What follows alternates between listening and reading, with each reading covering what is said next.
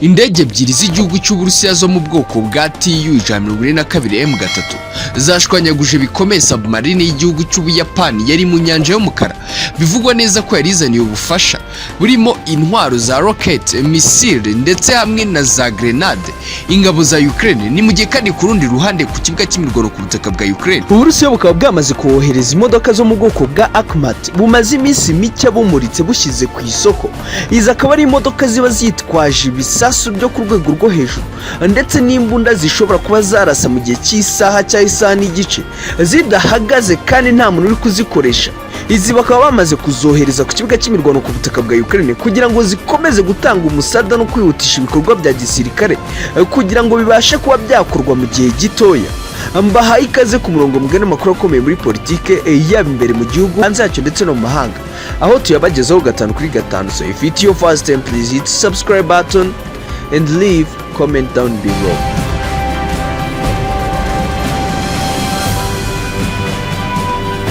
Nibyo nk'uko tubikesha igitangazamakuru ya Novosti ngo cyavuganye n'abapilote bari batwaye izi ndege za Tu-142M3 zisanzwe zizwiho kurwanya ubwato bwo mu mazi yo mu nyanja ya Pacific, ngo zakiriye itegeko ko zigomba kujya mu nyanja y'umukara hejuru zigakora ikizwi nka patrouille kugira ngo zirebe neza koko amakuru bari bamaze guhabwa yuko ngo hari ubwato bw'Abayapani buri mu nyanja y'umukara bwabujyanye ubufasha ku ngabo za Ukraine bwa buri muri aya mazi yo mu nyanja y'umukara, maze ngo bakaba bahawe itegeko yuko bagomba kwita babushwanyaguza ngo mu rwego rwo hejuru, ngo kugira ngo bakomeze gukumira ingabo za Ukraine kuba zakakira ubufasha ubwo ari bwo bwose bushobora guturuka hirya no hino, yaba ubuzanwa mu ndege, mu mato ndetse n'ahandi hantu. Iri tegeko rero ngo barifashe mu masaha ashyira saa 4 z'ijoro, ubwo babwirwaga neza n'inzego z'ubutasi z'igihugu cy'Uburusiya neza ko bizeye ko mu nyanja y'umukara ngo harimo ubwato bw'ingabo z'Ubuyapani zijyanye ubufasha bukomeye ku ngabo za Ukraine, maze bahita bahabwa itegeko rigitaraganya bahita binjira mu ndege zabo. Izi ndege zahise zihaguruka mu ntara ya Primorsk, ngaho zahise zihaguruka igitaraganya mu ntara ya Primorsk zijya gukora patrouille, ngo ubwo zabashaga kubona iyi submarine yari irimo igenda mu nyanja y'umukara. Nta kindi bahise bakora, bahise barekura missile zigeze kuri 7, maze ngo 2 nizo zahise zifatiye iyi submarine, kuko ngo ni missile ziba zigenda ku rwego rwo hejuru ngo zibasha kwibira kandi zigakurikira neza aho submarine yaba iriho hose. Ngo izi 2 zose zihishwanyaguza mu buryo bwo ku rwego rwo hejuru, aho hahise humvikana iturika ryo ku rwego rwo hejuru. Ngo izi ndege ubwo zahagurukaga kuri iki kibuga cy'indege muri iyi ntara ya Primorsk, ngo zari zitwaje radari izwi ku rwego rwa hydroacoustic, ngo zisanzwe zizwi mu gutahura mu buryo bugoranye submarine ziba ziri mu mazi ndetse zaba ziri no mu ndiba y'amazi cyangwa y'inyanja. Ngo iyi radari ngo ifite ubushobozi bwo kuba yatanga amakuru ariyo yose akenewe kuri iyi submarine yaba yihishe mu ndiba z'inyanja. Ngo rero aya makuru bahawe n'iyi radari yo mu bwoko bwa hydroacoustic ngo niyo bahise bakoresha bifashisha mu kuba barasize imisire kugira ngo zibashe kuba zakurikira iyo submarine yari iri kugendera hasi byo ku rwego rwo hejuru,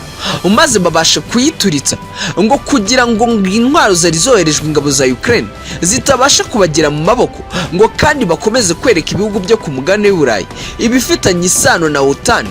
kuba byakomeza kugendera kure, kuba byakinisha igihugu cy'Uburusiya kubera ko bwo nta mikino bufitiye. Ngo ibi bihugu biri gukina umukino w'abana ngo bishaka kugaragaza yuko ari ibihugu bikomeye, ngo kandi byiteguye guhangana n'igihugu cy'Uburusiya bidashoboka. Ibi byahise bituma umuvugizi w'igisirikare cy'Uburusiya yongera kwibutsa ibihugu byo mu burengerazuba bw'isi ndetse n'abafatanyabikorwa babo ko igihugu cy'Uburusiya ngo kiri maso, yaba mu kirere, hasi ndetse no mu nyanja, ngo ko batagomba gukomeza gukora amakosa, ngo kuko ngo baberetse neza ko igihugu cy'Uburusiya atari igihugu cyo gukinishwa, ngo kandi ko kidakeneye ibirindiro bya OTAN hafi y'igihugu cy'Uburusiya. Ngo rero ku giciro icyo ari cyo cyose bazarwana kandi bazi neza yuko intsinzi bazayibona. Naho ku rundi ruhande ku kibuga cy'imirwano ngo hamaze gusesekara imodoka zo mu bwoko bwa Akhmat zoherejwe na Perezida Vladimir Putin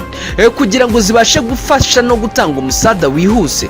ku ngabo z'Uburusiya zikomeje kurwana mu duce dutandukanye. Ni nyuma y'aho Uburusiya bukomeje kugaragaza ko bufite umuvuduko wo ku rwego rwo hejuru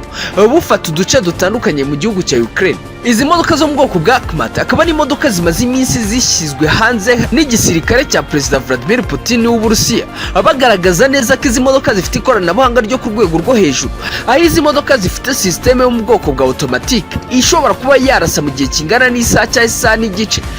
kandi ngo idahagarara. Izi modoka zikaba zoherejwe zingana na 30, ngo nyuma y'aho zikoreye igenzurwa y'uko ari imodoka zibasha kuba zajya kurwana, ngo kandi zikarwana zidasubira inyuma. Ibi rero akaba ari byo bikomeje gutera ubwoba ingabo za Ukraine zikomeje kurwana ingabo z'Uburusiya ku kibuga cy'imirwano ku butaka bwa Ukraine, aho ngo bakomeza kuvuga neza ko umugihe ingabo z'Uburusiya zo zikomeza kuzana ibikoresho bigezweho, ngo bo bari guhabwa ibikoresho bimaze iminsi muri stock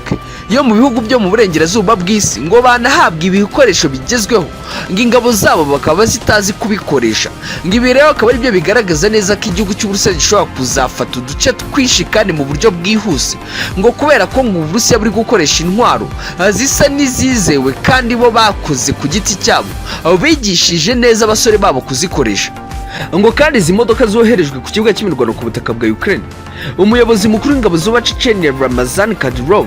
we yagaragaje neza ko azishimiye koko kandi zigiye kuza gutanga umusada ukomeye mu rwego rwo gukubita babangura no gukubita imishari byinshi mu bitugu by'ingabo zo mu burengerazuba bw'isi, abo bakunze kwita inkozi z'ibibi. Kadyrov yagize ati, reka tubereke neza ko dufite ikoranabuhanga ryisumbuyeho ku ryo bafite, kandi reka tubereke neza ko dushoboye, reka tubereke ko twe tutitaye ku magambo ndetse n'ibihano, tubereke ko ibikorwa ari byo byonyine biruta amagambo ukuruta uko bavuga. Nk'uko amakuru akomeza abitangaza, avuga neza ko izi modoka zo mu bwoko bwa Akhmat zerekanwe bwa mbere muri parade yabereye mu gace ka Gronzi mu ntsinzi yo kwizihiza aka gace muri Gicurasi. Ngo abakozi bakoze izi modoka akaba ari abahanga cyane bashyizwe hamwe na Perezida Vladimir Putin kugira ngo bajye babasha gukora intwaro zo ku rwego rwo hejuru kandi zitaragera mu maboko y'ingabo zo mu burengerazuba bw'isi ndetse na Leta Zunze Ubumwe za Amerika muri rusange. Tugana ku musozo rero, abasesenguzi mu bya politike bavuga neza ko kuba igihugu cy'Uburusiya kibasha kwikorera intwaro kandi bagakora intwaro zisumbuye kuzo ibihugu byo mu burengerazuba bw'isi bafite, ngo ashobora kuba ariyo turufu ikomeye ishobora kuzatuma urugamba Perezida Vladimir Putin yatangiye abasha kurutsinda, ngo kuko ngo igihugu cy'Uburusiya cyo ntabwo cyitaye kuba cyatakaza, kuko gifite abahanga benshi bagomba gukora izi ntwaro kandi bakazikora batitaye ku kintu icyo ari cyo cyose. Mwakoze kubana natwe, tubasaba gukora subscribe tukajya tubana 5 kuri 5.